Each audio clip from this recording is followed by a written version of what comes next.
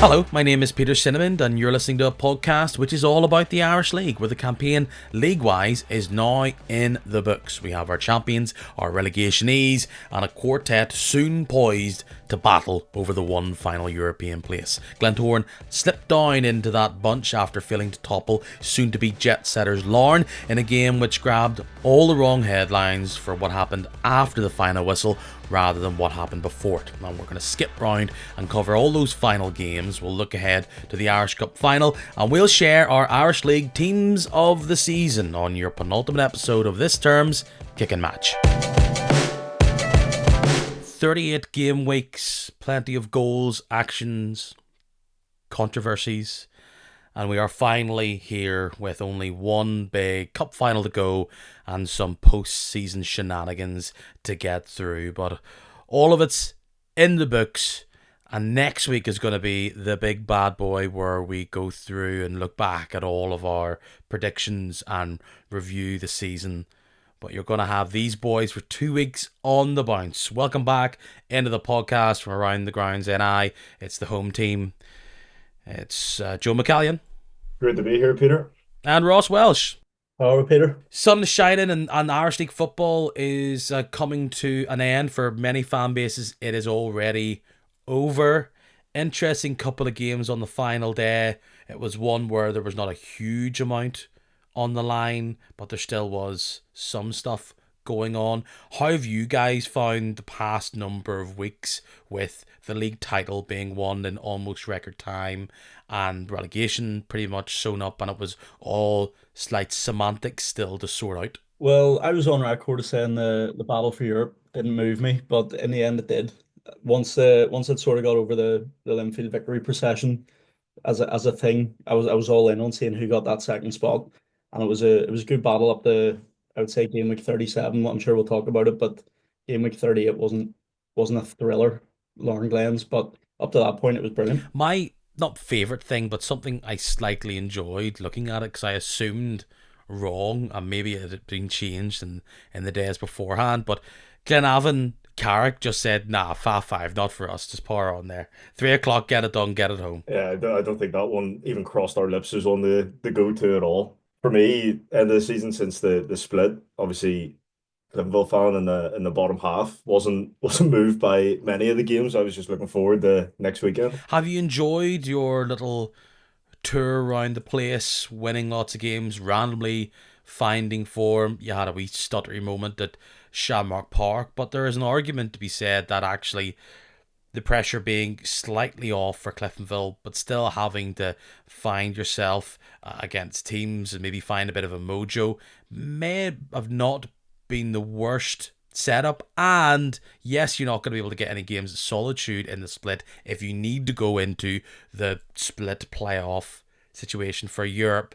But you're feeling better than you did at game week 31 pre-split.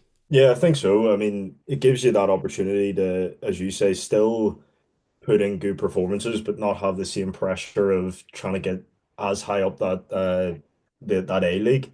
It was good to still look like we were playing for that 7th place as a wee bit of a contingency based on what happens next week.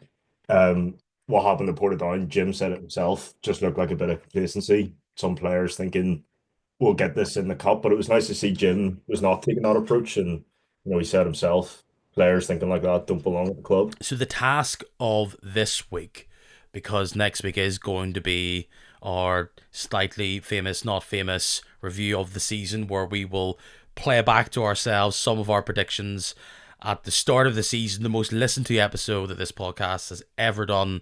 It'll be the one where the check will come due, and there'll be moments of celebration, and then there'll be Ross cowering in the corner because he said Portadown was going to finish last. But before we get into that, before we get into our team of the season discussion, we'll just skim through that game week 38, the final one of the regular season. And going into this game week, the big game was Larne versus Glentoran at Inver Park, where what was on the line was second place and automatic European qualification. The ball was very much in Larne's court because it was at home. They didn't need to win the game, and that advantage really came to the fore because as the minutes ticked on, the game closed out. Larne weren't the team that needed to push on and score the goal. It was all on Glentoran. I thought there was complacency from both sides at times. We'll talk about the afters in a second. But 0-0, and that's all Larne needed. They've got the European football. Strange season for both those two teams because if you consider them the second best team in the league, the points total suggests they were far away from being even close to the top and best team in this division. But as a second place team, as European automatic securing team goes, it wasn't great. No, I think if you look at it, they're not the team that's had the second best season. I think obviously Linfield have had a better season, and then you've got like your Dungannons. I think you can make an argument for Cliftonville having a better season overall, especially if they win the cup on Saturday here. And in much the same way that when Larne win the league the last couple of years, nobody seems massively bothered. It's slightly funny because you look at Linfield, they end the season with 85 points. Could have been more, but the last two games was maybe what we expected for the entire split, where it's the B team going out there and they're being tracked down by teams that just had that bit more fight and hunger. They end the season with 85 points, a huge gap between them and second. It's exactly the same amount of points they had last year. They win exactly the same amount, did they? No, they lost. They won one less game across the season, but they have the same amount of points. Goal wise, they scored more last season, conceded less this year, which helps, and that's probably symptomatic of how they won this league. But for Larne, who finished second with 63 points, and Glentoran, who finished third with 61 points, do you know where that would finish you last season? I want to say like fifth or sixth. 63 points would have had you fifth. Glentoran last year had 60 points, so they haven't massively moved the needle, even though some people think that they have in regards to league position. You had the Cruise last year on 64 and fourth, Cliftonville on 75. Big points drop there for Cliftonville, Linfield on 85, and then Larne on 90. We've all looked at Larne and felt, okay, they may be the team that finishes second, but they look just an absolute shell of what they were last year. And if you put it into the context of they have only 2/3 of the points they had last year, that's quite a strong statement to prove what we've seen with our eyes all year. Yeah, it's a massive statement. I mean, it's something that I think we've kind of been talking about, even right at the very start of the season. Of Larne are going to be playing so many games this year. How they're gonna, what way they're going to come through that, and obviously they did struggle, but it surprised me that even towards the end of the season, I thought they might have really kicked on in terms of performances, but it didn't even feel like they did that. It still looked like they were struggling. I think going back to what Ross just said there in terms of like there not really being much excitement about them, kind of comes down to again, it feels how they play. Against Glentoran there at the weekend, there was no huge desire. I know they didn't need to win the match, but last day of the season, you don't want to do it just by drawing. But I felt like that's kind of what they'd settled for in terms of we've got to here, let's just get through it. Their backline still remains the best part of the team, and everything in front of that lacks a bit of zip, lacks a bit of life, and perhaps just hasn't figured out what their identity is beyond that back five and how much they play these wing backs high up. I think their best player overall probably was Graham. It's been a massive off season for Andy Ryan. They've missed Lee Bonus. It's been musical chairs throughout other parts of that team. They've been without Leroy Miller. They then decided in January that they were happy to cash out on players like Levi Ives and Joe Thompson. They bring Tiernan O'Connor in, and I think going into next year, he's going to be someone that can really establish himself in the top flight and push on. Benji McGee never found his footing. But with Larne, they finished Europe on the 19th of December. It was done. It was dusted. It was over. And they then had a majority of the season still to play. And I do appreciate that Tuesday to Saturday was difficult for them. And this is a year, if we're comparing last year to this year, teams below the usual top six are far better and have better, more quality players than previous times. Lauren have had to go through, and this is probably the biggest factor, they've had to go through a tumultuous leadership issue. There's been lots of stuff going on behind the scenes, but even from who's in charge of that team, with Tiernan Lynch moving on, that was an adjustment period. They maybe didn't do enough recruitment in the summer, or the right kind of recruitment in the summer. And between Rooney and Gary Haverin, they never found their mojo, but they've got over the line. Is it just Lauren rallying at the end, or was it the Glens letting themselves down and falling away within the last 2 months of the season? I think the Glens threw it away, to be honest, because I think Lauren sort of chugged along at a steady rate throughout the whole season. And, at one point the Glens were being looked at as sort of our only challenger for the league title. And then the wheels sort of came off on them a little bit. And even they've looked to shell themselves since even like a good time before the split. So I think it was more Glens let that one go rather than Lauren won it. But then what I think will be interesting next year, if Linfield are able to get through to the league phase or future seasons, will there be as many postponements earlier in the season? Because it seems they've really derailed Lauren. And obviously next year we'll see how much of an effect that had in combination with the things you spoke about. Is there an argument to be said that if, and this will be a talking point over the summer going into next year, if Linfield can get into European league phase football, we've seen in the past 2 weeks the size of the squad and the quality of players that they have there.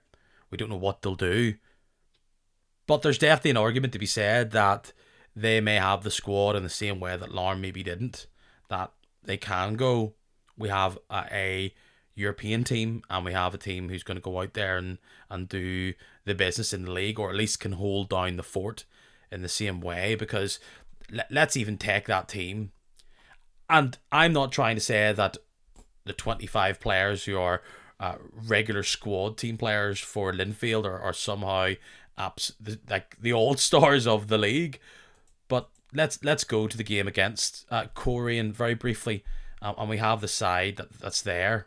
There's a few starters there with East and Miller, but will Charlie Allen stick around? But between Allen and Archer and Mulgrew wasn't always a nailed-on starter, and changing it up maybe with other players coming in, you could see that Linfield maybe have a squad that the rotation could work there next year.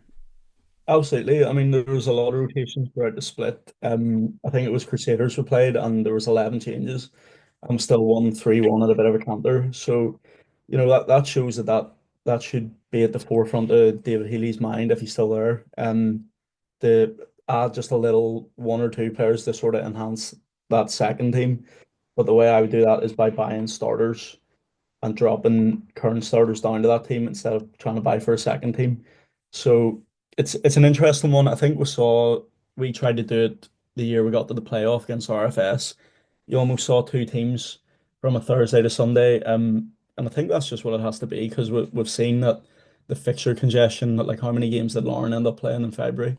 If you're not on a good run and you're not got momentum, it can really take you down, because the issue with Lauren, and there will be people who say they've still had a successful season by finishing second, but the issue with Lauren during that really chock-a-block phase in maybe late January all the way until the start of the split was that if they were having a sticky draw here, a shock loss there, they struggled to get a week to pull it together and reset, because they had to just go again against some other team that was rested and had momentum themselves. So a lot to learn there.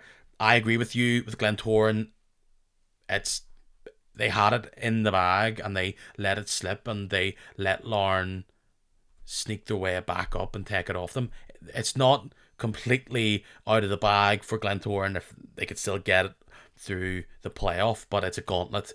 And in recent times in the split, they've lost to some of these teams that they're going to be going up against. And will they waver? Will they wobble? We will have to see. Let's talk about what happened after the game. There's only one way to describe the scenes. It's ugly and a black mark on the league. Yeah, big time. And it was quite a surprise. We were talking after the match, like there was the odd heavy tackle or whatever, but it wasn't, an overly nippy game. Like it really was just a shock when it all sort of kicked off. And look, Ross obviously said there about Glentoran kind of through the end of the season away themselves. Emotions obviously high, things boiling over. You don't know what's said on the pitch or what's happened on the pitch, but obviously no excuse for what did happen. But it was just a real shock, I think. Just the one that it was a brawl, and two that it just kept going. Niffle have come out and said that they've condemned what's been described as a mass brawl, which happened after the final whistle between Larne and Glentoran at Inver Park. Big day for Jimmy Robinson. He had to get in there and try and deal with the aftermath.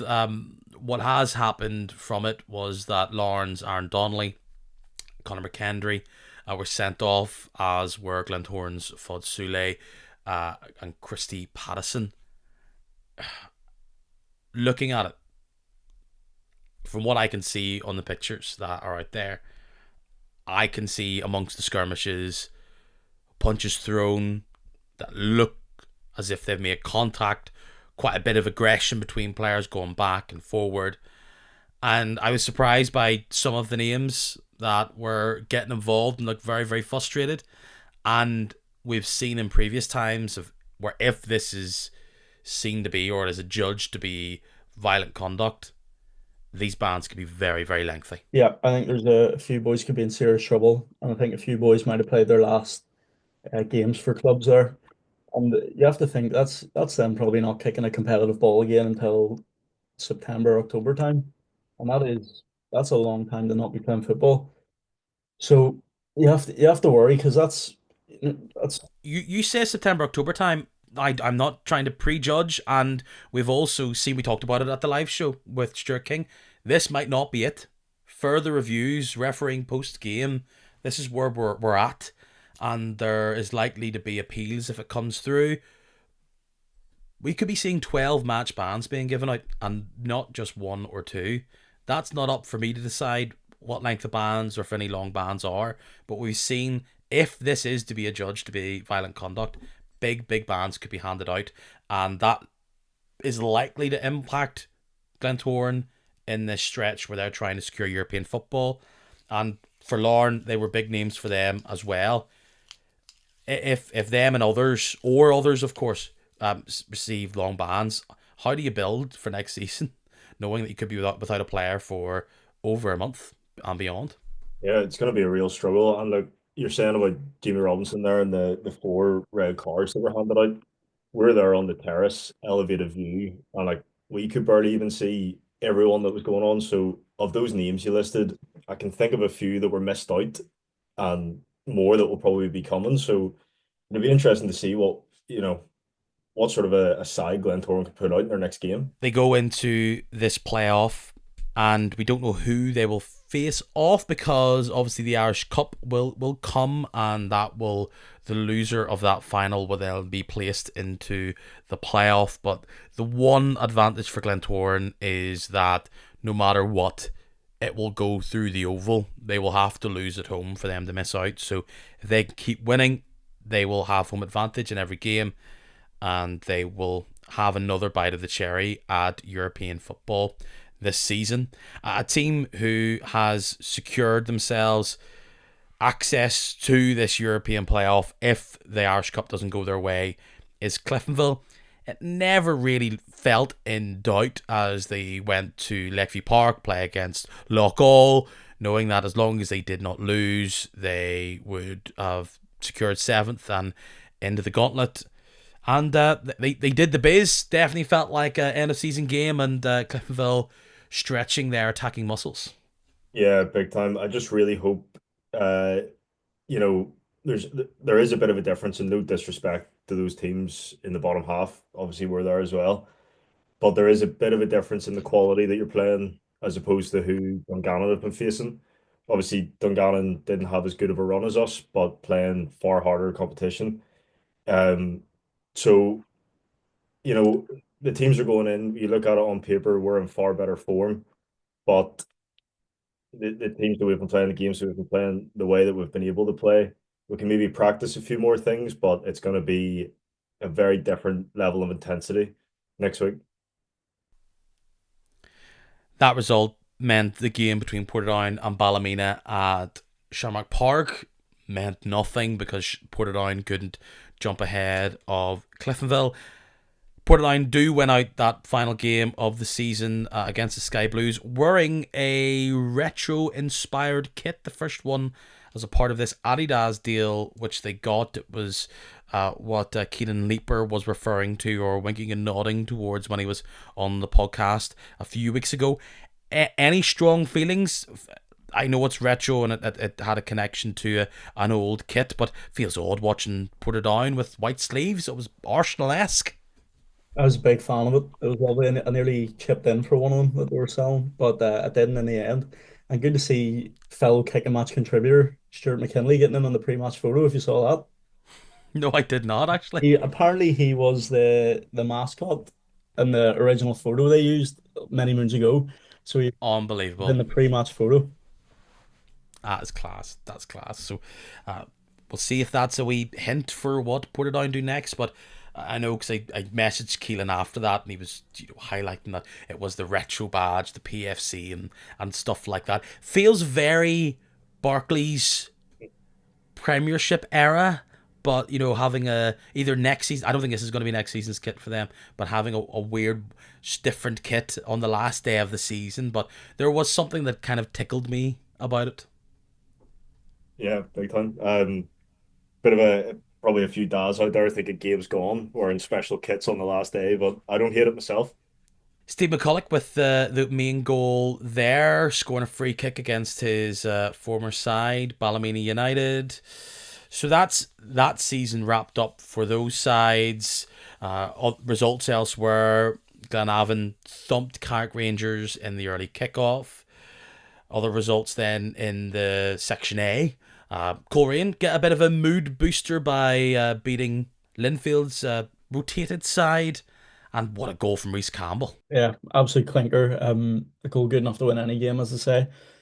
From didn't go to it, but from what I've heard, Linfield barely leg glove, which is fair enough because I'm on the beach with them, really. So Coleraine still sort of fighting for momentum, and I think if they hadn't won that, they'd have possibly dropped down to sixth. So they've possibly got themselves a more difficult draw in facing Dungannon instead of the Glens, but it's all about momentum at this stage of the season. Dungannon gets their own little momentum boost going into the cup final by ousting Crusaders at home, which then leaves Crusaders in sixth, which means their time at home is over this season. I'm trying to think of the permutations here. So if Cliftonville were to win the Irish Cup this weekend, we would see the semis being Glentoran Cruise at the Oval and Swifts against Coleraine at Stangmore. Is that right? I think so. I think Yeah. so. And then if Swifts win the cup, is it Glentoran against Cliftonville at the Oval and then Cruise go to Coleraine? Or is it like Cliftonville have to play against Crusaders in like a mini playoff? Is it then like a bit of a winner stays on gauntlet in that situation, or is it I would automatically prefer two that. semis? That's a lot of fun, but I think it is just two Two semi-finals. semi-finals, so it would be Coleraine, Cruise, and Cliftonville Glentoran. So yeah, that will just have to wait and see when it comes to that.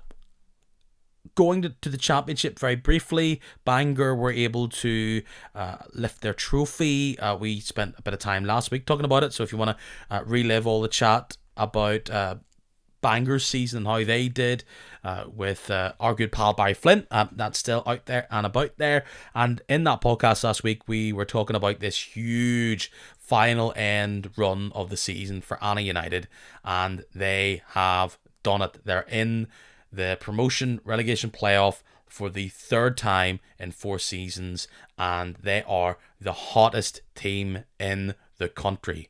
Watch out, Carrick Rangers. I do slightly worry for Carrick, to be honest with you. It's been a very poor season for them, and Anna very much the opposite. We were down watching Bangor win against the Welders, and at that point we were kind of thinking probably the Welders for second, but Anna have absolutely smashed it. Looking like a really good side. It's the last thing Carrick probably wanted. Their form table is just green wins aplenty, and if this season maybe had another 3-4 games in it, you would say that maybe Anna wouldn't be off perhaps winning that game or winning that league. Disappointing for Welders and Limavady, but the Welders in particular, it was spoken about last week, but chat that what could have been if they still had Taylor O'Connor. But that's the risk you take when you let a player go at that time of the season. How much of an influence could they have on stopping him or suggesting, hey, look, you can't go to Larne now, you have to stay with us? We don't know, but it's clearly had an impact because he was someone that could pull off some really great attacking play, and we've seen flashes of that in the top flight already from him. Yeah, they will be disappointed. They come so close and then be within a couple of games of it is obviously disappointing. But how many times have Anna had this sort of late run where you're thinking, how did they not win this league? But I think Carrick will be worried, but their only hope is sort of the Premiership teams have had Anna's number over the years, so it's the lack the experience of getting through that challenge, but they have to break the duck at some point. So this week we will see Anna United host Carrick Rangers on Tuesday, the day that this comes out, and then the following game, is it on the Friday evening up at Taylor's Avenue? Yep. So we could see a big moment there for Anna United, and a huge part of Carrick Rangers' future is in the balance. It's also that part in the season where we get to see all the licenses being offered and teams, where will they play, if, buts and maybes. And some will remember a couple of years ago with Anna United, if they had got into the top flight, they would be playing their games up at Coleraine. But not going to be the case next year, because it looks as though they'll be playing in Portadown, not down at the BMG Arena. But if they're in top flight football, Shamrock Park's getting a run at every week. Yeah, I thought that's the way it was going to go. I remember hearing about that last season as well. I mean, that pitch probably doesn't need to be played on every single week, especially at certain times of the year. So there could be a certain style of football being played from both teams down there if they get up. It would be something. We'll not jump the gun too much. Do you think Anna might be favourites only because they get to set the tone at home? Or do you think with Baxter and all the experience that Carrick team have, and it was a team who only 12 months ago were breaking club records, do you think that that advantage still makes them the team that most people would back? I favour Carrick basically just because of the Stephen Baxter factor. I think you'll get them boys up for it. They've sort of took the foot off the gas. Their place was confirmed, if not mathematically, a long time ago, and it'll have been geared to probably facing the Welders. But so that there's another thing why Anna could maybe spring a surprise. They've been expecting probably 2 other teams, but I still expect Carrick to pull through. I'm personally going the other way with it. I think Anna will finally get through and make their way up. Carrick just haven't inspired me at all, really, especially this end part of the season. I know Ross is saying about, pretty much secured, taking the foot off the gas, but that is equally as risky, coming into a playoff game like this. I'm with you. I'm with you on this. I see Stephen Murray. He's a presence up top, very, very experienced. He can lead this line. He's been in these games. You add in Ryan Swan, who had previous experience in the top flight with Warren Point. You've got some little sparky players like Jack Evans who can come off, James Convey. It's just if they can keep solid at the back. If this does become a bit of a shootout, maybe that's not the worst thing for Anna United. The home game for them will be key. If it's 0-0, I would worry for Anna United. Probably better for Carrick. But there's a scenario, and I think it's the scenario I think I foresee the most is Anna United take a 2-0 lead or even a 2-1 lead going down to Taylor's Avenue, and can they just sneak it from there? I don't know. I would give the inch to Anna United, but you can't discount CAC Rangers and all the players that they do have. It wasn't the only big story in the championship. The Great Escape was complete finally on Saturday for Newington. They beat out Ballyclare, and they've got forget automatic relegation. They're missing out on that promotion relegation playoff as well, and have already got their status in the championship for next season sewn up, finishing 10th. What a second half of the season from them. And I think the Glen should look into that Jay Donnelly fella who's been banging in the goals. I think he could do a job for them. But yeah, they've really turned it around. I watched them not too long ago against Dundela. I feel like that's a real around the grounds sort of fixture, and they were more than convincing in their win. So fair play to them, because a lot of people had them relegated very early into the season. With 3 games to go, there was a 9-point swing between them and Ballyclare. No, it would have been maybe 8 or 7. And Newington win the last 3 games. Ballyclare lose 2 of their last 3, drawing the one in the middle. And now they have to go into a playoff. Who against, I hear you ask? Well, it hasn't been decided yet. We know that Warren Point have gone up, but there is now going to be a battle because that league just hasn't completely finished. Dollingstown is in the box seat, having played 25 games, and they're on 49 points. Queens are 1 point behind Dollingstown, but they also have a game in hand. Ryland Rangers are 3 points behind Dollingstown, but have played the same amount of games. And Queens are on as much of a hot streak as Anna United have been, as they've won their last 5 games. We'll talk about this Irish Cup final in a second, but we've spoken at the midway point about our half team of the season. There was no team of the season at the Niffle Awards, but today the Northern Ireland Football Writers, who it's usually their thing, have put out their team of the season, but we're not following in with the rest of the gang. We had planned this from a while ago, so we can compare and contrast our team to what the Football Writers have picked out. But fellas, you were also here when we did our half team of the season. Looking back on that, so much has changed, but so much has stayed the same. Yeah, it was difficult halfway through, and I would argue it was even more difficult this time around. Some of the players that were there halfway through clearly kept it up. Looking at my team, but I suppose we'll get into that.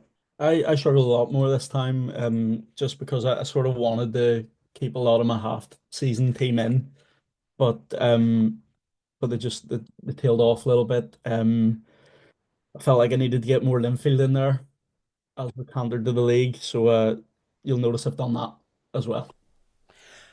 Half team of the season was 19 weeks ago. We did it at just kind of mid to early December. We played about with formations, so it's not totally locked in. My team was Yola and Nets, Kearney right back, Glennie left back, Alice and McKinnon at the centre, Alves and Josh Carson in the middle, Reece Campbell on one wing, Cooper on the other, Joe Gormley and Matthew Shevlin up top. Joe, you kind of played about with your side ever so slightly. You went for 3 at the back, Yola and Nets, and it was McKinnon, Addis, and you sneaked in Amos as a centre back, Adam Glennie on the left, Kirk Miller on the right. Then with Ronan Dock, Bigorama, Joe Cooper as a bit of a number 10, just behind Joe Gormley and Matthew Shevlin. Ross's team also kept in Yolai. You played East as a centre central defender. Frankie Vid as a central defender as well. He's definitely not in your team. He's fallen off. You sneakily played Glennie as a right back, Amos as a left back. Alves paired up with Cal McCallion in the centre, Kirk Miller and Joel Cooper as wingers, and then Joe Gormley and Matthew Shevlin up top. We will start from the bottom of the team, or at least from the back going forward. And goalkeeper, we all went for Yolai all the way back in December. And has anything changed to move you? Not for me. He's Of course, nothing has changed. I mean, it's one of the best goalkeeping seasons we've seen in the Irish League in a long time, I think. Peter, no. is it? Is it? It is. No, it is. You have all of the big moments, the huge saves. He was there doing the spectacular while doing broadly. He did a lot of the normal goalkeeping stuff very, very well. He was in a weaker team than some other goalkeepers that might have better stats across the board. Yolai, he has been the star performer, and I think he's had an excellent season. And we'll get into players of the years and stuff like that. But if I was to have a nomination of 3 players who was player of the season, I think Yolai's in my 3. Peter, he's not even in my team. Is it Walsh? It is Walsh. Half season Walsh is in your team of the season. Half season Walsh because the team went to clean sheets, as full season Yolai. Oh, Surely that's better. Sorry for anybody who's not watching the video. There's 2 stumped faces in front of me here. This is going to be the massive argument when we do stuff like this. And I understand you have to use it at times to help judge, to help back up what you're saying. It's going to be stats versus eye test. And I know a lot of fans out there don't get to see all these players all the time. They don't get to see random games from them. They only see the highlights. And oftentimes the only highlights goalkeepers get is when it's being knocked in. Your one mistake of the game. I like Walsh. I do. I think he could be a long-term hero for the Blues. He's come in. He did his job well. But I don't think he was spectacular. And I think if you put Yolai in his position and you put Walsh in that Glens team, are you telling me that he would have exactly the same amount of clean sheets? If we're swapping about players, if you put Chris Johns back into that Linfield team, I don't think we win the league. The way it was going, there was a disaster out of him every week. And David Walsh was a large part of turning that season around. But did Walsh coming in, did he add a higher floor, or do you think he had a bigger ceiling? I think he just steadied the ship. I think the performance of the back 4 then lifted as well because there was more assurance of the fella behind him. I think it's worth noting Yolai also had a few stinkers throughout the season. Yes. With the fire, you do get burnt every once in a while. It burns bright, but it can sometimes be slightly erratic. I will not argue that. But you've got to have... It's good for the goose, good for the gander, and sometimes you just have to ride that wave. Joe... I agree. I'll put it this way. When he signed his new deal with the Glens, there had been a little murmur that he was maybe going to go to the Blues. Yes, are you a scorned Blue man? Is this what it is? Because you were like, if only I would take him. I would take him at Windsor Park if I could. No, I would have took him, and I was devastated when I saw that he'd signed again. But now I would not swap him. I think he's really tailed off this second half of the season. There has not been half as much buzz about him. I think he hasn't been poor, but I don't think he's been great either. All we've learned from that is Ross can really hold a grudge. So take with that what you will. Now that the Paramore has committed elsewhere, all of a sudden, what you had at home was what you wanted all along. Just wait for the next 10 players. Joe, back me up here, please. I'm absolutely backing you up. Look, Giola throughout the season just seemed absolutely immense. I think every team in the league wanted him. Now, when they played us in the cup, he had a wee bit of a wobble then, and I don't think he's actually fully recovered since then. I don't think that wipes off the rest of the season, and it certainly doesn't get Welsh in over him. I mean, if we're putting in keepers that have been there half the season, I'm changing mine to Rid right now. But I wouldn't because Giola has just had an excellent season. So for me, he's definitely staying in. Can we also just say Rowan Ferguson also conceded less than him?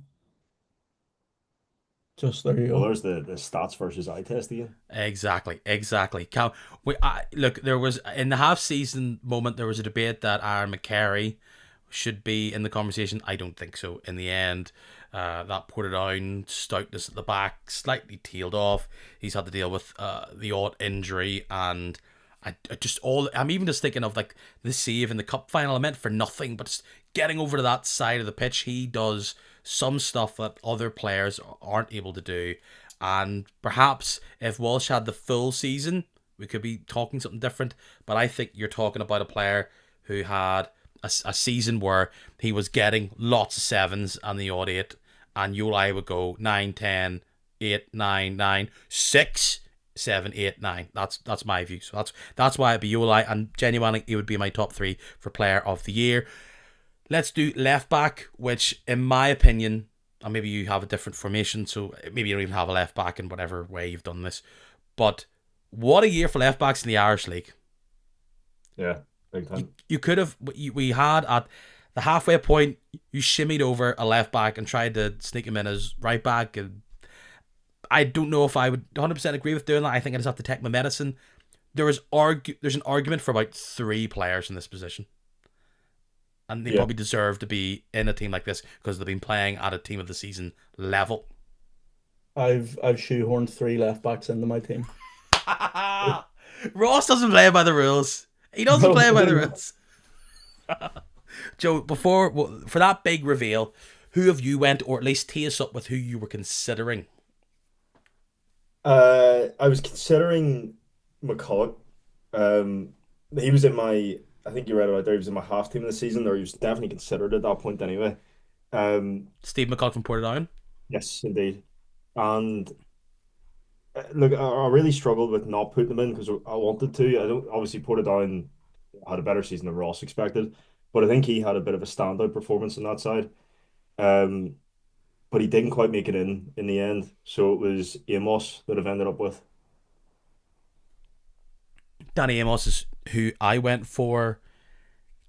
My big debate was between Danny Amos and another absolute standout player, deserves to be in this side somewhere else if I played by a different set of rules or I just decided to go against my gut, and that's Adam Glennie. The player can shift up that line, and if you let him tee up that golf shot of a left foot that he has, pinpoint, power, can drive with the ball, he is a top quality Irish League player. He may be playing for the Swifts next season, but if he is sitting there pictured with a shirt of a top flight team, not a surprise because he is at that level. Yeah, he definitely is at that level, and he is in my team. He's just not at left back. Ross, spill the beans. Yeah, he's also in my team, but not at left back. But left back, I went Dave McCulloch of Linfield. I haven't actually. Danny Amos, I also went. Let's not just say, oh, Danny Amos got it, but let's say how brilliant Glennie is. Danny Amos didn't absolutely start with a house on fire, and you have these players come across and you wonder, are they going to be at a high level, or are they going to come in and maybe just don't take the league and struggle to perform at what maybe could have been foreseen. But he takes that drop down to Irish League football, and once he found his feet, he was a dangerous presence on that left-hand side for the Glens. He was confident on the ball, good working in spaces, and it was that weapon of a left foot. He was dangerous from not only open ball situations, but set pieces. He clocked 4 goals, a whole host of assists as well. I really like Glennie, but I think there's a little bit of a fatuation from me on him. I think because of the goals, for the numbers, because of the assists, I'm going to give it to Amos because I just think he has an overall more assured style of play and contributed at a higher level than Glennie's more flashy style.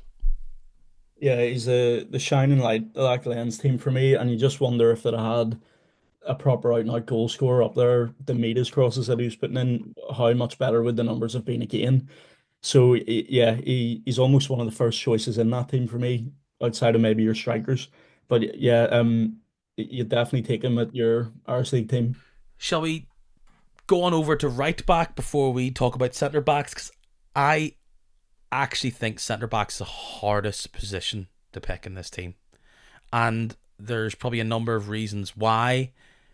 It's probably the fact that Linfield have just dominated this league from a stats point of view, but we're struggling to go who's the centre back that really did the damage. There's arguments to be had for them. And then outside of that, we've had players who maybe haven't had a very impressive season, or maybe have just had little moments that didn't feel consistent. And you'll find from me that consistency is a very important part. You can have flashes, but consistency is important. So before we delve into what I think is going to be the widest breadth of players we pick at centre back, who's the person that's playing on the right hand side of this whatever back line you two both have? Well, in a similar way that you're talking about the centre halves, I had an equally difficult time picking my right back because there's someone that my heart really wants to go with, and that's Shea of Cliftonville. I really want to pick him, but coming back to that stats and eye test, if I'm looking at the stats, it's a bit tough to put him in now. Seeing him week in week out, he's incredible, and we'll be very lucky to still have him at Cliftonville next year, I think. But for me, I ended up with Orr at right back. That's where I've squeezed Glennie in. So I've put him on the right. He can cut in or whatever.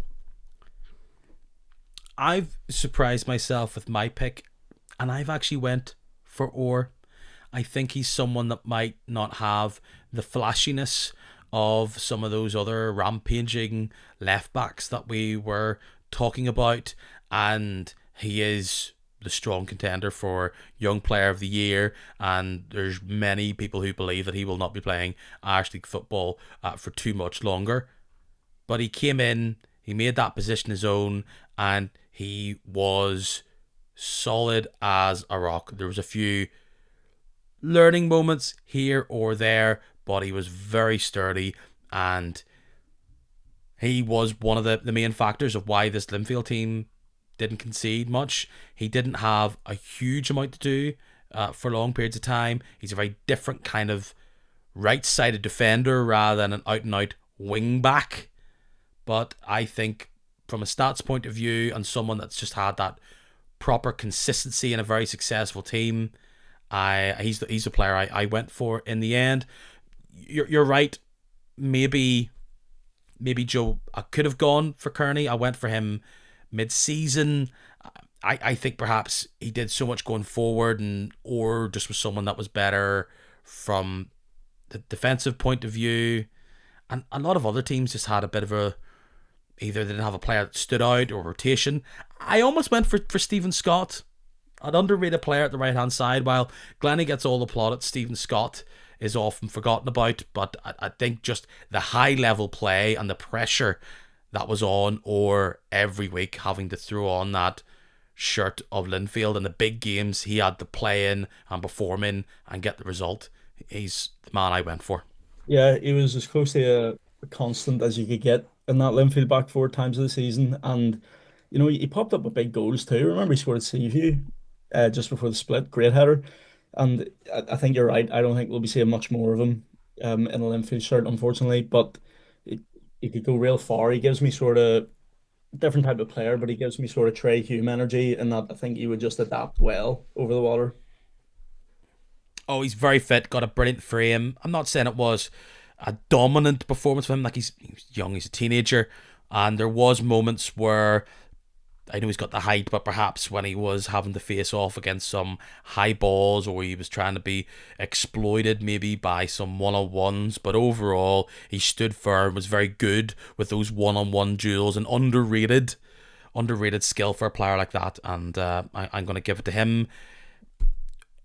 argument for, I think he's Young Player of the Year. 100%. Yep. Definitely.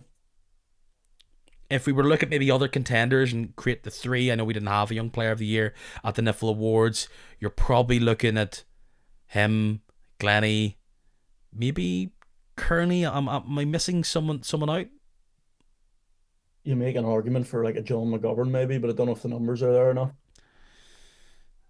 No, I think John McGovern could be. I would still go for or in that situation. I just feel like maybe McGovern's at one extra year. Oh, I know young player can be quite broad. Is it 21, 22? But I think maybe McGovern's just that extra bit of experience above him age wise. So yeah, Matthew Orr, fair enough. How many defenders have we got in each side, fellas? I've got two centre halves. I've got three. I've got two. Oh boy, I feel like I'm going to regret this only because I'm looking at it. I've changed it up. Before we reveal, let's just throw a few names out there in the mix because Ewan East has had a season where he's played a lot of games and was very assured, but a lot of them were at left back. Not all of them, but a fair amount of them were at left back. I had McKinnon of Portadown in my side, who Sean and I think is the stronger defender between him and Barish Altentop. Actually, a defender, if we're talking many bits of news along the way. Barish Altentop staying at Portadown next season. That's surprising. Yeah, I thought he'd have maybe been back to England, but no, that's a good move for the Ports, I think. Yeah, that solidifies that back line for them. McKinnon isn't in my team because I think that injury that knocked him out for a couple of months, he was good, but I think he just needed to show me for the entire year, for the entire season, and that taking out that block of games out from his end of the season means he drops out of my team. Ditto for Johnny Addis. He stayed there, but I think Cliftonville dropping out and the goals they conceded, I think you've got to look elsewhere for defenders. Do you feel the same way about Addis, fellas? Yeah, Addis was in my halfway through the season team. I think, going to the shade that we were talking about there and Addis, I think as individual performances, they were quite good, but it kind of comes down as well to the actual team that you're in and how those results pan out. And as you say, there are some of the goals that were conceded might not have directly been their fault, but it was tough to justify putting them into the team of the season. Good performances throughout the year, but just compared to some of the other players there, it was tough to justify it.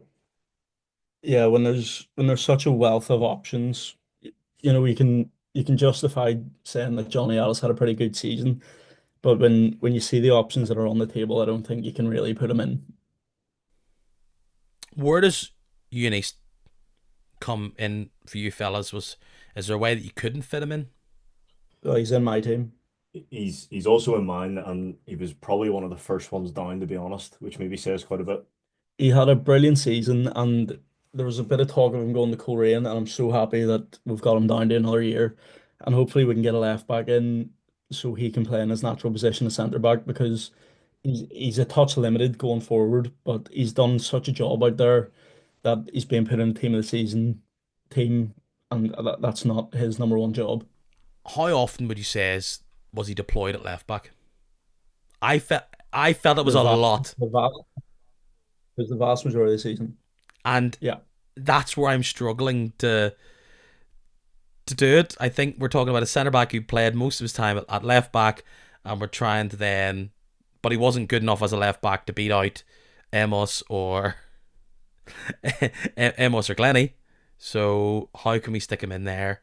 What about yourselves? Any other contenders that you were either considering or are in your team that haven't been mentioned yet? I've went with three centre halves, and I really wanted to do three Linfield players, and I just felt like I couldn't because Kill surprise. yeah, because I wanted Chris Shields in there. Except every Linfield fan says, why is he playing centre back?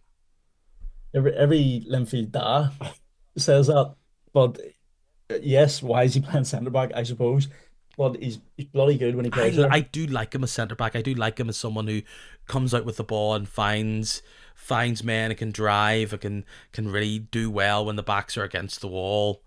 But and maybe 100%. as the years continue on, that's a position he has to take up on a more full time basis. So you're See if his legs are going and we end up getting another 2, 3, 4 years out of Chris Shields. Play him centre back, happy days, because he can pick a pass from there. Love when he gets the ball down and just drives with it because he's taking usually two of their midfielders out, making space for your trickier players. And yeah, I wanted to put him in a lot, but I foresaw enough pelters coming, so I just didn't. Yeah, I think Shields would be brilliant in a team playing three at the back as well. That, as you say, carrying the ball out. Other centre halves who someone that didn't get into my team, but he was heavily considered was Bulger. Now I know we were talking about Lauren, maybe not. I mean, they finished second, but in this sort of second half of the season, he found himself becoming a bit more assured. I think was a key reason as to why they continued to win games. I think we can all agree that Lauren defensively they were certainly stronger defensively than they were attacking in the this season. So he was someone that I considered, but he didn't quite make it in. Instead, and I don't think Ross will particularly like this, but um, Foster of Glentoran ended up in my team. No, he's also on my team. Oh wow, Also on my you team. picked the Glen man. That's two Glentoran players. Anyone keeping track? Huge. yeah. I thought this was a player that I was going to pretend I hadn't written down, and I was going to be changed on Cody Lance Foster. Didn't play the whole season, but his highs were high. His highs when he was cooking, Glentoran were cooking. He was that man at the back who could progress the ball, looked like someone who had a nice pass on him, dealt very well under pressure, had his moments as well. But I just found him as someone that when Glentoran were trying to build from the back, he was someone that could just be that anchor for them. And he could twin sometimes with Sule to really just feed the ball out to players who could do damage. And I've got him in there as well, a very professional, assured player, and was one of the real highlights. Lance Foster and Danny Amos, both players who came from England, and both that were good gambles that paid off. Yeah, they definitely were. I mean this as the highest compliment you can pay to a centre half. He reminds me a bit of Johnny Addis. How how defensively assured he is, as well as that, as you're talking about, playing it out from the back. He just seems to get control and start a lot of the moves. So he was definitely going on my team. So if KLF is in our teams, who's on the other side for you? East, you and East, and Foster. You next. Okay, spill yours then, Ross. Uh, so I went Cody Lance Foster instead of Chris Shields. That was my toss up. And then the other two centre backs are East and Orr. East or and then Clanny's your right. Okay. As he said, McKinnon dropped out just to being injured. Maybe this should be you and East. It's not. He spoke about Larne and how the one thing they did do well was they kept a solidity at the back for as much as they could at a higher level compared to the drop offs in midfield and attack. And a player who just kept on doing his thing, looked strong, versatile, and he continually was trying to create something and oftentimes looked like a frustrated figure trying to mop things up at the back, find other players who would be sitting on the ball thinking, guys, who's moving here? Who's trying to make this work? Great on one-on-one tackles. Hasn't been seen to shine in the same way that maybe others might. It's Aaron Donnelly for me at the back with Cody Lance Foster. Yeah, he came into my mind at one point. I think he's so much better there than the sort of centre midfield experiment they had going on for a short while when they were trying to replace Sule. So I think that's a good move, moving him back there. But um, yeah, just didn't quite make my team. But once again, we go back. It's the same as Alice. Any other year, he's probably having a team of the season kind of year. What kind of numbers we're talking about in midfield, fellas? Uh, I've got four in midfield. It's a 1-2-1. 1, 2, 1. Okay. Ross, you've stuck five at the back, so you've got limited amount of players beyond. Yeah. but I've got legs, so I only need two midfielders. Okay, 5-2. I've got three. I'm 4-3-3, and one player, and because they swap teams, I think has been underrated and hasn't got the same love that they should. Someone that's been consistent, that's also delivered, is Ronan Doherty. He slots into my midfield centrally. I have actually just written his name down there, right beside the other player that I have, and I was going to make a decision, so I could well be swayed on this. The other player I have in there at the moment is Biggie. There's there's a Dungannon player. There's a Dungannon debate. Who do you like more? Is it Leo Alves or is it Bigorama? And maybe I've been slightly thrown by stats. Bigorama is that player who sits back a bit deeper. Oftentimes you'd see him like as an anchor right at the bottom pivot of Dungannon as they try to build up from the back. But I've actually went for Leo. I think he's contributed to goals and he's actually been a big assister for that side. You look at assists this season, top of the list is a player that we all have and we'll talk about in a second. But second on at least this website I'm looking at is Leo Alves with 9. He played 35 games this season, picked up a few goals, 9 assists. I think he contributed in a way that few other midfielders have.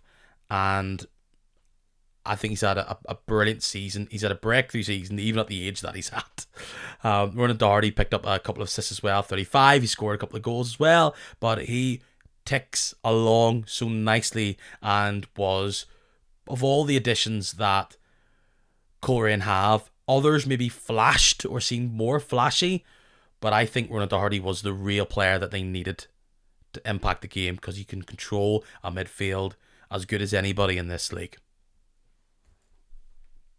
Yeah, I think he's, as you said, he's definitely an underappreciated player, and he was probably underappreciated a wee bit at Cliftonville. We all knew how good he was, but it shows when he did go up the core in just how much we missed him, and we're still struggling, to be honest with you, at replacing him.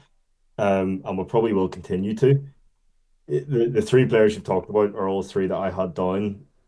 I think I'm gonna stick with what I had and go with Biggie because I'm looking at a 4-1-2-1-2. Looking in that anchor position, I think he's probably the best at it.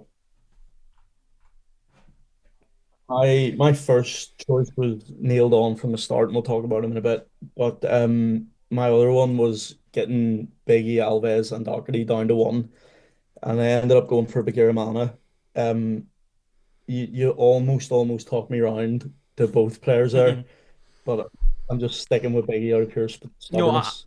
I think you're not far wrong with him. I think he's also a very underrated player just because he never shone during his time at Glentoran. He left, he's come back. He is a cog within this Dungannon side that doesn't get the love at all. No, absolutely not. And I think the Dungannon fans give him his flowers where it's due. I keep seeing a Burundi flag amongst their away ends, which is pretty niche. So I'm really behind that. But yeah, I just think he's a cracking player. Him and Alves, both well into their 30s, and it just doesn't look like it at all. They're metronomic in there, and they're sort of the start of everything that's good with Dungannon. Ronan Doherty, I think is there's maybe an argument he's possibly the only Korean signing that's picked on fully that they brought in January. Levi Ives, no doubt, will turn out to be a cracking signing, and McManus from TNS. But I think pure, pure signing from then, I think he's the star of the show so Well, far. I heard some people suggesting that Dunn should feature in the team of the season, and he has had some big moments and has helped that Korean side, but he's wavered come the end of the season. I feel. Yeah, there's a point where he was sort of taking that Korean team and dragging them forward because that was obviously their big issue. Was goals at the back, and that seemed to have settled. And maybe that's to Charles Dunn's own detriment that they've sort of sorted that issue to an extent, and now it's not looked upon as, oh, he's really come in and done a great job, because it's not being highlighted as a problem anymore. The final player in my midfield is Rory Hale. Stats aren't there, but the eye test. He's been quality. He's been having to drag that Cliftonville side to competency at times, and was a star in the cup final. And they'll need him to be on his top game if they are to handle this midfield of. And you're not forgetting just Biggie and Alves. You also have Dylan and Knowles to also have to handle. So he needs to be on his top game from a defensive and attacking point of view. But the man glides on the ball. He flashes. He's having to go deeper than he really should to get the best out of him, but he can still score goals, connect the defense, attack defense to attack, and can unlock teams unlike few other players in the league. He's obviously a Cliftonville player, so I'll let Joseph wax lyrical about him in a minute. But the one that stands out to me, he's not in my team, but the one that stands out to me is the League Cup final. Him and Sule, that was the big battle, and he more than came out on top. I thought he played an absolute blinder that day. And you're right in what you say. It's a one man show. If it wasn't for a certain striker, it'd be a one man show at Cliftonville. And he's he's captain, and he he's like almost like a Steven Gerrard. He's everywhere. He's busting in the tackles. That tackle that he hit in the cup final, if that's not going to get you up and inspire you to win, then I don't know what will. Just about doesn't make my team, but he was in the discussion as well. Surprisingly, he's not my team, and I had a real hard decision to leave him out. As you say, he is absolutely incredible, and I will wax lyrical about him if you give me the time. But he is, in terms of individual performances, he is just way and above probably Cliftonville's best player. And when I go back to Doc heading up the Coleraine, he's tried his best to almost play the role of two players in there. He's doing that defensive job, and then he's also creating further up the pitch. But just coming into the stats side of things, there's other players there that were just too difficult to leave out. When it comes to a team of the season, looking at consistency throughout, I think he's unfortunate with how Cliftonville have gone this season. If they had have been in that top half, I think it would have been a very easy decision to make. But looking at the other players who were in the field, it was difficult. So just summarize your midfields before we go on to attack. I have Biggie holding at the back. For the width, I have Glennie on the left and Kirk Miller on the right. And then playing in behind the strikers, I have Cooper. Ross, in summary, midfield. My two centre midfielders are Biggie, as we said, and Kyle McLean's my other one. Oh, he's still in there. He's still there. Yep. Look, good, solid player. I just think other players maybe flashed and had more impactful seasons than perhaps McCallion. So I've got three players to still nail up top, and one of them is the clear player of the season. I think we called this even in December that it would take some sort of fall off for him not to be it. He is Koreans come, well, maybe weeks now based on the contract, but here he goes. Joe Cooper. He shone on the pitch, shone in the eye, he shone on the stats. Be it the grass pitch or the page, this guy was our star. Yeah, the only thing that was going to possibly keep him out of my team was just pure spite. Going back to the Yolai point earlier, No, not you. Come on. Linfield, I'd be so unlike he's in you. the team. He's in the team, but if Linfield can't have him, then neither can my team of the season. It's sort of a shame how it's ended, but what a season that he's had, and you just can't argue with those numbers or eye test or anything. There was a stage where the locals and the natives were not happy at Windsor, and he was sort of winning games on his own. It was get the ball to Joe Cooper, and to be fair, it worked. So my front three, Joel Cooper on one side, down the middle is Matthew Fitzpatrick, and on the other side, I Wow. went for McGovern. I, So that means no place for Gormley and no place for Shevlin. My David Walsh shout has just been outdone at the last for maddest shout of this podcast. Wow, okay. I As in, what's the shout of all them? Is it that they're not in, or the other players are in? No, I think Joe Gormley has to be in there. Yeah. I don't think he does. What? I can't believe that, Peter. To be honest with you, I'm gonna have to take a few minutes here to recover from that. He's absolutely in my team. I mean, even when we were talking about him at the start, he's been a shock. Now, what Joe does is he scores goals, but everyone keeps saying getting on in age. That was his last season. He can't do it again. In a struggling Cliftonville side this year, he's ended up finishing what joint top scorer. He's been absolutely brilliant, just pulling us through games week in, week out almost.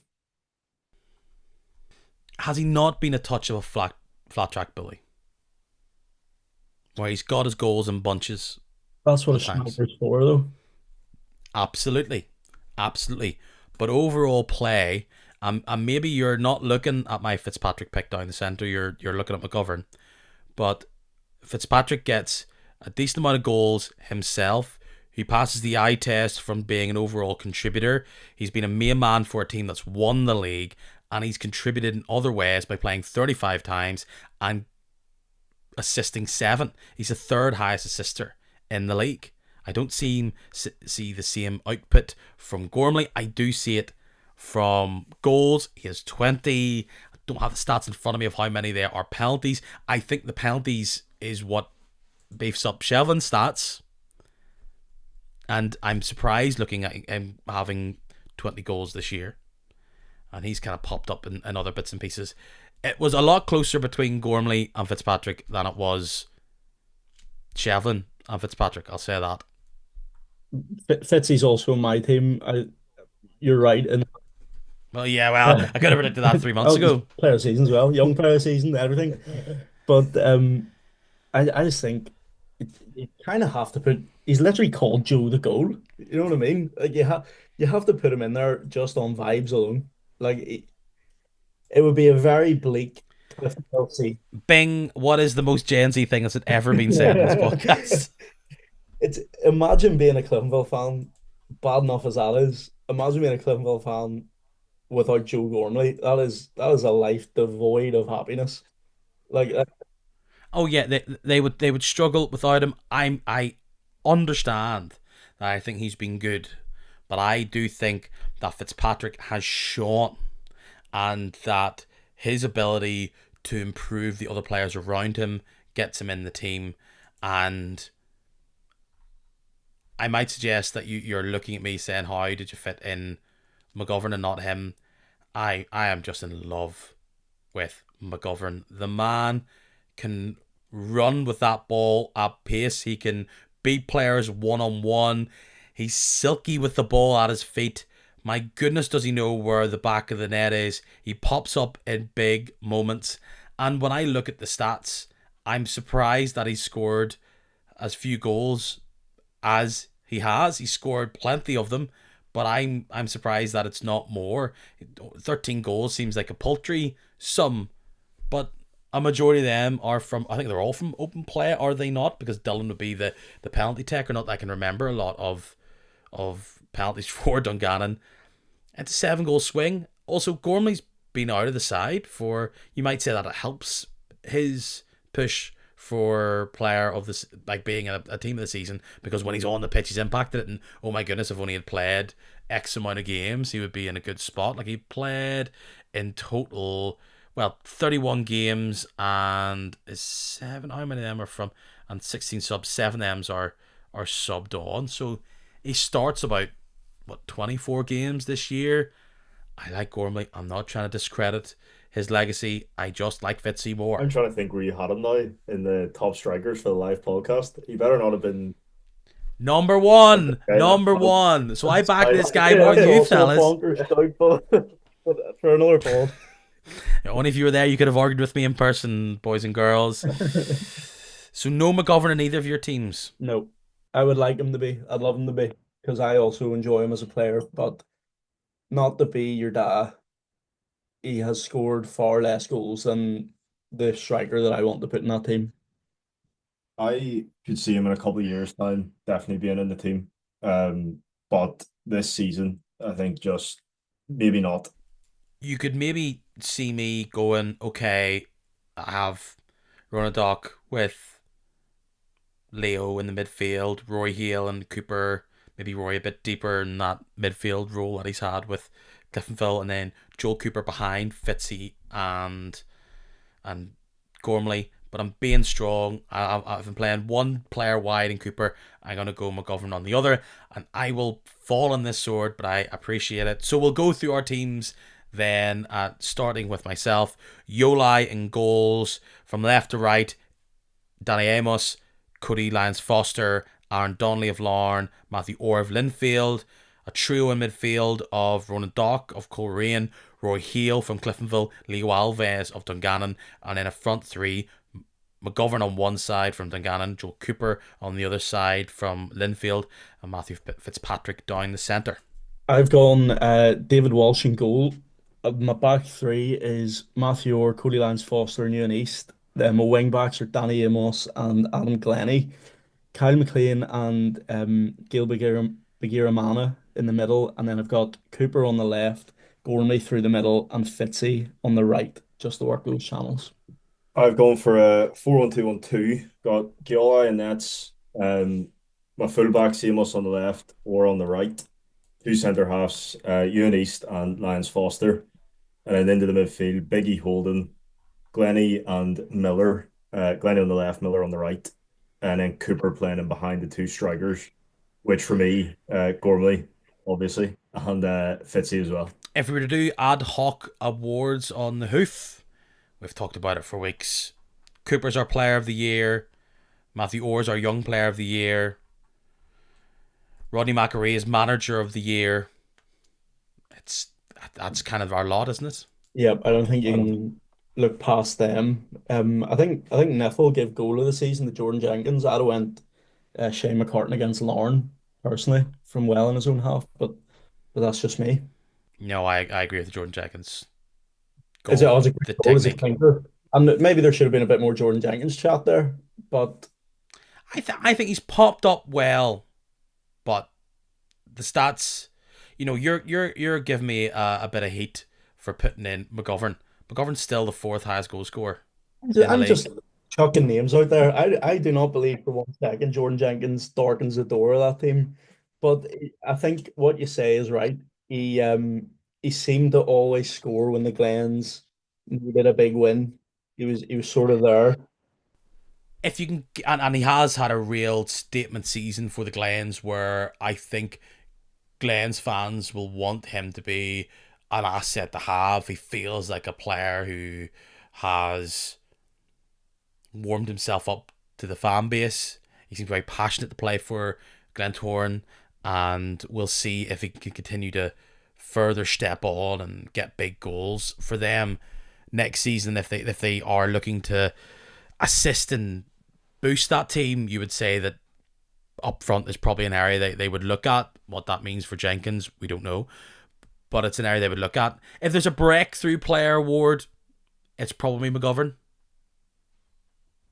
I like McGovern, and then strangely enough, as you said earlier, I like the Leo Alves shout. It's hard to be breakthrough at 37. It is. But when you get scouted playing five-a-side beside Stangmore Park, that is as breakthrough as it gets. That's fair. Any thoughts on our fantasy breakthrough player of the year award, Joseph? I think I'm probably with both of you. And also like Leo Alves, absolutely brilliant to come from essentially nowhere straight into being talked about in our team this season. And then this is very NFL, but comeback player of the year. It's probably Bigger Ama maybe coming back and being such a key asset to them. I like Matthew Fitzpatrick for that. Thought you were going to say Fitzpatrick. Because just a comeback in my good graces, judging off the start of the season. But yeah, from where he was viewed by many Linfield fans, not just myself, to how he is viewed now, it to use a cliche, it's like a new signing. Ross was booked in for a Fitzpatrick tattoo on his chest. Well, that's our team of the season. Argue, fight, scrap. That's what X is for. Can't believe I just called it that. And next week will be the fun time where we go through review of the season. So, boys, very quickly, the reason why this is not a review of the season because there's lots of things still to be decided, and a win or a loss in this Irish Cup final could really define that season for both teams. You have Cliftonville looking to go from a team who couldn't win this cup to potentially retaining it and getting themselves back into Europe off the back of this new Canadian ownership.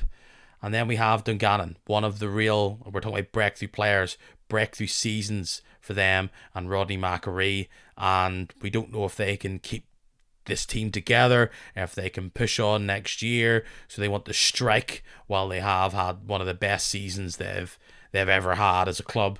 And winning the Irish Cup would be immense. But it's a tough task for both teams. I think it's quite an even affair going forward. Who do you guys think is the favourite going in? I I would argue Cliftonville are probably viewed as the favourite. I would say Dungannon, even though they've definitely had the better season and certainly the better team this year. I would still say, based on history, they're probably viewed as the underdogs, especially with us, currently holding the cup.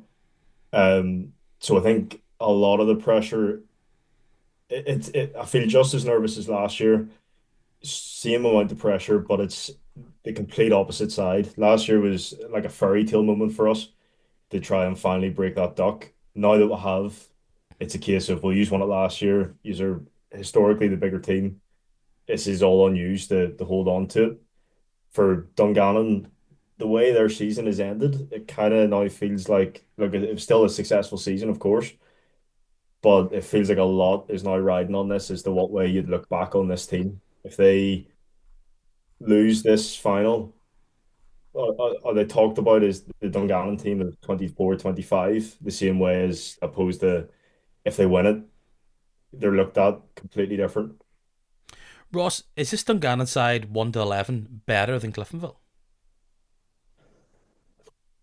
That's a great question. Um, if you did a combined 11, I think you'd have a lot more Dungannon players than you'd initially imagine. I'd need to sit and properly think about it, but You would have, if you were off the cuff, you would have Alves, Bigorama for sure. You would also have McGovern. There might even be an argument for Dylan, yep. Glennie on one side, maybe even Scott on the other Yep. side. The centre backs at Dungannon aren't particularly sexy because it's Curry and it's been Wallace for a majority of the period. And I think McGinty is maybe one of the more underrated players this league has to offer. He's injured at the minute.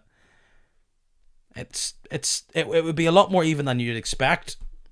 I'd have to be swayed to see if I would include Gormley in that joint 11, but sure, we're not doing that. We're previewing this game. What Cliftonville do have is the Stones in this. They won't be overawed or shouldn't be overawed. They did it last year in a big moment, one of the most memorable and historic Irish Cup finals ever against Linfield last year. And they did it again. They went the distance going to extra time against then a very stout and firm Glentoran side. So they should not be caught wanting. However, this Dungannon side is spiky, they're sparky, and one of their best qualities is playing without fear and being excellent on the ball.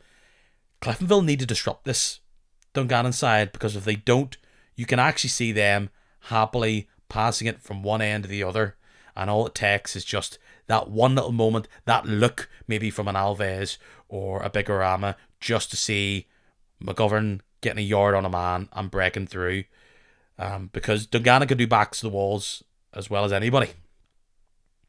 Yeah, definitely. I'm about to say something very cliche, and it's a bit of a Rossism probably, but Goals wins games. even more cliche. The 12th man on the day, the fans. I don't think that can be underestimated. Cliftonville I obviously I agree. completely sold out. Dungannon aren't going to have that same support. You're talking about being brave. being good on the ball, making the right decisions. One slip up, that crowd on you for Dungannon players could be really tough on an occasion like that, especially if it results in a goal. If there's a mistake and Cliftonville go 1-0 up, it could be really tough for Dungannon to get back with the way the crowd would be going. Who starts in goals for Cliftonville? I think Rid. I think it's got to be red. Yeah. You can't throw Automasu in. Worth noting, Automasu didn't play a lot of last year's final as well. It was guard side had to come on. No, it's because of an injury, though, wasn't it? Yeah, oh yeah, 100%, 100%. But I'm just saying, it's not like, oh, you got to throw Automasu in because he's been there, done that. It's well, he hasn't. So that's not really a reason to throw him in. Yeah, yeah. I think Rid, and I think deservedly so, to be honest. Otomasu, you know, he had a couple of slip ups this season, and it probably, I think he would even say himself that he probably deserved to get dropped. Rid's come in, he's done pretty well. He certainly hasn't had the same sort of slip ups. He's maybe not been, you know, keeper of the season in the second half, but he certainly had his moments. Who do you think needs to have a big game for Cliftonville for to have red ribbons round it once again? It's Joe Gormley, isn't it? Joe Gormley, yeah, or Hale. Yeah. There's a bit of a spine there as well, because also someone like Addis having a good game can make such a difference.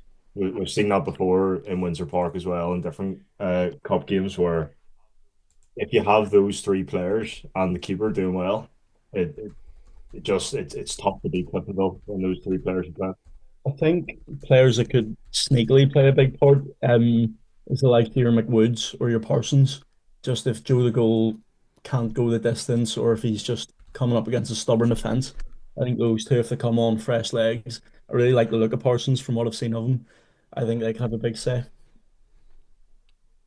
When you talk about players having, a standout performance on the day, the game against Ards in Windsor Park, that is one of the best performances I think I've ever seen out of Joe Gorman. Oh, he's brilliant. If that didn't get him in your team of the season, Peter, I don't know what would. It was like rolling back the years. He was dropping deeper. Who was he playing against again? He was just Oh, mid table championship not side. the Yeah, point. that's cool. Not the point. Not the point. He was absolutely brilliant that day. They were scoring for fun that day, and it wasn't particularly because they were winning their one-on-one battles. It was a mistake and not particularly very coherent football that day. 1-1 this season, Cliftonville do have the edge. They beat Dungannon early at Solitude. Then Cliftonville actually duffed Dungannon in November down at Stagmore Park. Kind of a shock that game was. And then, of course, recently when a lot was on the line for both teams, Dungannon beat out Cliftonville 2-0 at Solitude. So across the spectrum, advantage Cliftonville, but recently in a big game, it was the Swifts who won out. I think the Swifts are going to win. I think it's going to be 2-1. I hope you're wrong, Peter. I'm going to say Well, yeah, obviously no, but I think you're fair enough for that, Peter. I think it's going to be 2-0 Cliftonville. Cliftonville are the bookies' favourites. They're not far off even money. So I think I'm going to make a small fortune on Dungannon. I fancy them by the old goal. I'll go 1-0.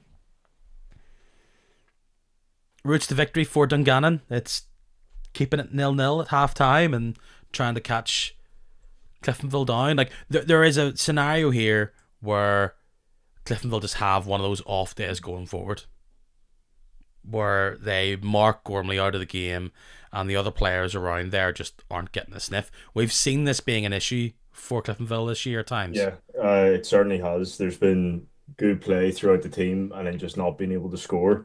And at Solitude and away, that's frustrated fans, and there has been a bit of frustration. I'm talking about how much the crowd can get on Dungannon's back. Equally, if Dungannon managed to frustrate Cliftonville into the crowd turning on Cliftonville, it could be, they can equally use that large crowd to their advantage. I think we, not just we as in us three, I think the Irish League community are doing Dungannon a massive disservice with all this. Yeah. Oh, can they keep it 0-0 at half time? Can they hope that Cliftonville have an off day? I don't think they need to do that. I think Cliftonville go 1-0 up. I think Dungannon are more than capable of coming back from that. I don't think this is the David and Goliath story that people are claiming it is. I think it's one of the most even cup finals in a long time. It's not like that League Cup final where it was kind of tetchy waiting for one team to make a mistake. I just don't think that's how Rodney McCarry is going to play this out. I think he's going to go for it at the right moment.